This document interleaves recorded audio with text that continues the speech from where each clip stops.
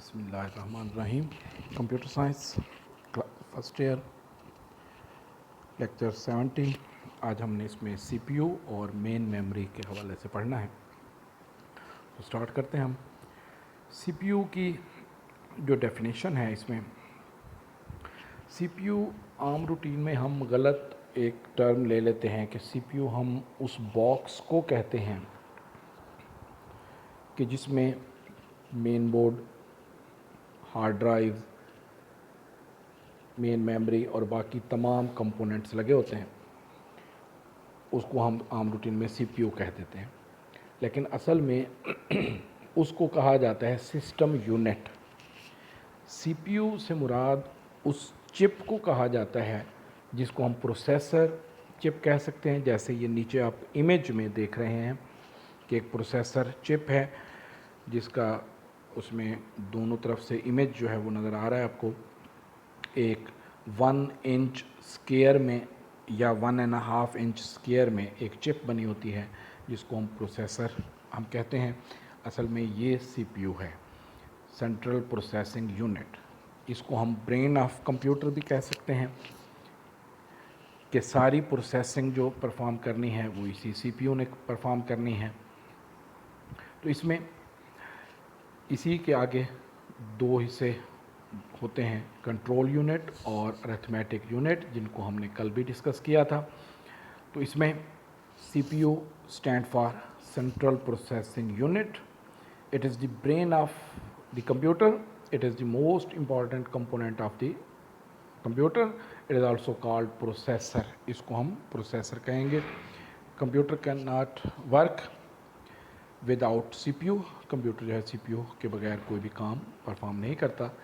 और ये कहाँ पर लगा होता है? CPU is located on motherboard. ये सेकंड पैराग्राफ में फर्स्ट लाइन जो है इसमें CPU is located on main board, motherboard, system board उसे कह सकते हैं। It carries out the most of the work of the CPU.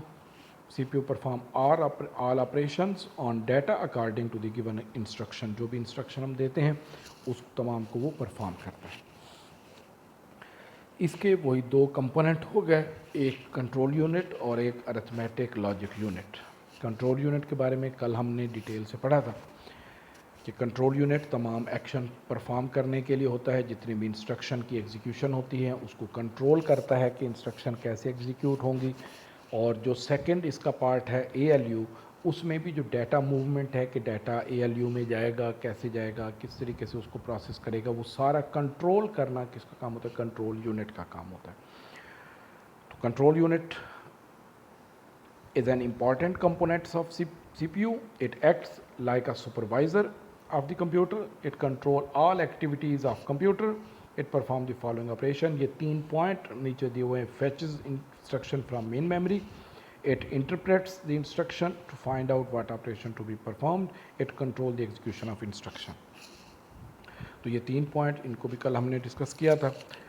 Next इसमें सेकंड जो है वो एएलयू का आ गया। वही उसमें है कि जितने भी अरिथमेटिक, इसको फर्दर दो हिस्सों में डिवाइड किया गया है, एक अरिथमेटिक यूनिट और एक लॉजिक यूनिट। अरिथमेटिक यूनिट में प्लस, माइनस, मल्टीप्लाई, डिवाइड, बाकी जितने भी अरिथमेटिक से रिलेटेड ऑपरेशन परफॉर्म होते हैं वो किए जाते हैं। जो लॉजिक यूनिट है उसमें तमाम कंडीशंस को इवेल्यूएट किया जाता है। जो ऑपरेशंस हैं वो परफॉर्म होते हैं कंडीशंस के, जैसे कोई दो वैल्यूज़ हैं उसको आप कंपेयर कर रहे हैं कि कौन सी वैल्यू बड़ी है, छोटी है, या कोई कंडीशंस इवेल्यूएट करते हैं कि अगर इस तरह की कंडीशन हो तो इस तरह एक्शन परफॉर्म करे। तो आपने कंडीशंस इसके मुताबिक इस पोर्शन में सॉल्व होती हैं। यानी जो सीपीयू का जैसे दो हिस्से हो गए, कंट्रोल यूनिट और एएलयू के अंदर आगे फर्दर दो हिस्से जो हो गए, उसमें जो लॉजिक यूनिट होगा उसमें वो परफॉर्म करेगा इस एक्शन को। थर्ड इसमें मेन मेमोरी, जो आज हमने मेन डिस्कस करना है। कल भी हमने मेन मेमोरी के हवाले से थोड़ा सा पढ़ा था। मेन मेमोरी रैम को हम कहते हैं। रैम एक चिप बनी हुई, उसको फर्दर आगे हम डिटेल के साथ अगले टॉपिक में हमने रैम और उसकी टाइप्स को हम फर्दर डिस्कस करेंगे। तो आज इसमें वहाँ पर फिर उसका इमेज भी ऐड करेंगे साथ में।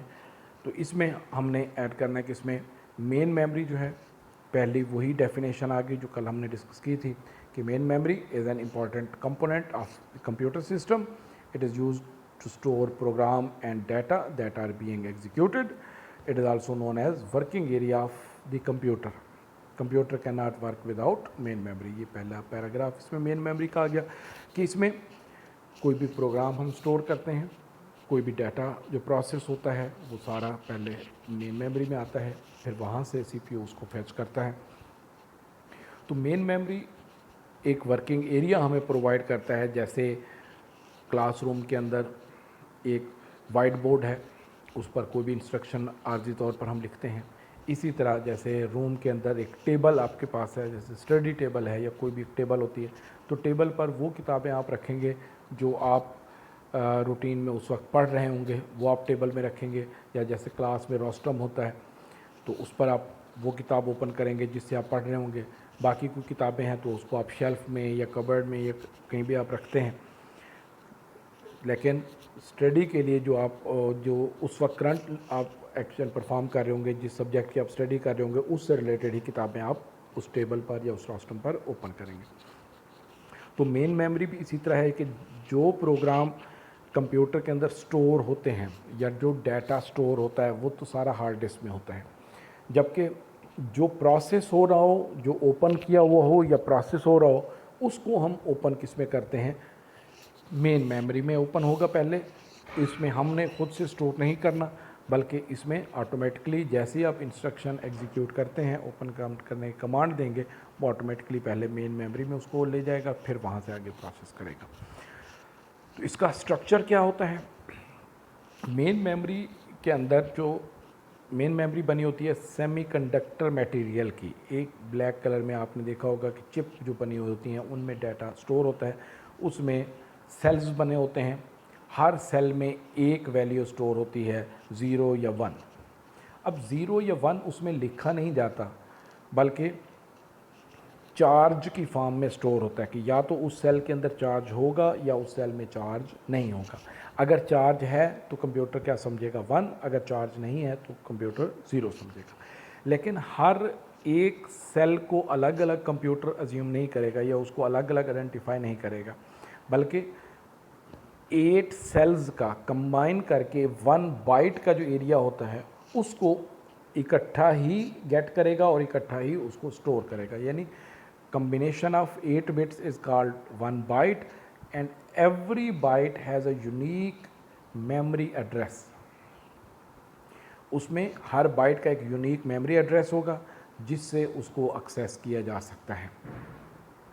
अब इसमें सीपीयू जब भी किसी कोई वैल्यू फैच करने लगता है रैम से, तो वो उसका पहले मेमोरी एड्रेस भेजेगा. उस मेमोरी एड्रेस से जो डाटा होगा उस मेमोरी एड्रेस का, उस बाइट का, वो उन जो बस इंटरकनेक्शन है या जो पैरेलल वायर्स हैं कल हमने डिस्कस किया था, तो उनकी मदद से डाटा सीपीयू में ट्रांसफ़र होगा. इसी तरह जब स्टोर करने लगेगा तो वो मेमोरी एड्रेस भेजेगा, साथ में वो डाटा ट्रांसफ़र करेगा, उस मेमोरी एड्रेस में वो डाटा अपडेट हो जाएगा.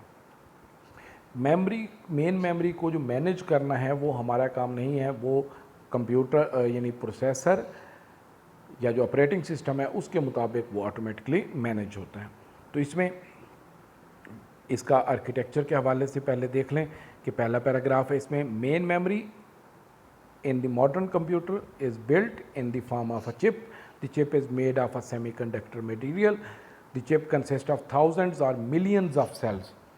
अब मिलियंस या थाउजेंड में सेल्स, उसकी मैं आपको ये मिसाल दे दूँ. जैसे अगर हम कहते हैं कि 1 GB की रैम है, 1 GB की मेन मेमोरी है.